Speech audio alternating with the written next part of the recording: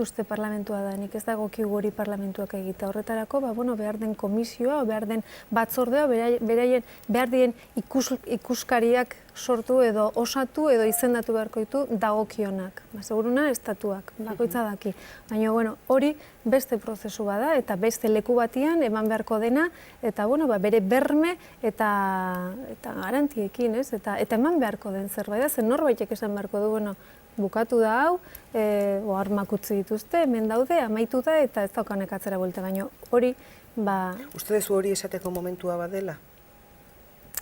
Entzuten denakin, ni daukaten informazioa, ez dut uste beste odakasuna baino gehiago da nik, ez bai daukat, ez? Baina entzuten denakin, printzipioz, ezin da oraindik hori esan, baina ni bai uste atzera bueltik ez daukala, nik ez dut uste berriro ere atzera bueltak indarkeria erabiltzea ideia politiko, arrazoi, kausa desberdinak defendatzeko estetik usten berriro, ze bide hori ez da bidea, indarkeria ez da inolaz ere justifikatu behar eta ez da itibitzen. Ez da, eluke onartuko herri honek berriro ere atzera buelta hori pasako balitz, eta nik uste hori bukatuta dola, baina fasea bukatu egin behar da, eta hori norbait berifikatua, beste lekutan egin bada, hemen ere egin beharko da, baina egin beharko du dagokio nahi, ez dut uste parlamentoa da nik hori egin behar duena. Etari zer eskatuko niokezuk momentu honetan, uste dezuetak behin betik utzi dituela armak edo zerbait gehiago eskatuko zen? Eta bere garaian alde barrakarreko prozesu bat azizun.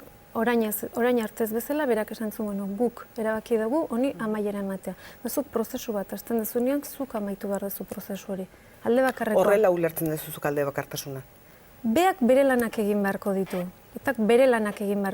Eta bere amaiera berak bilatu beharko du. Horrek ez du esan nahi, beste batzuk ere mugitu beharko ez direnik benetako pake bat eta honekin amaitu alizateko. Eta eduki dugun indarkeria eta eduki dugun egoera latz eta gogorroiekin amaitzeko. Baina etak bere lanak oraindik amaitu gabe dauzka. Eta beak amaitu beharra dauzka. Eta herri honek eskatzen diona behin eta berriz da armak utzi eta betirako desagertzea.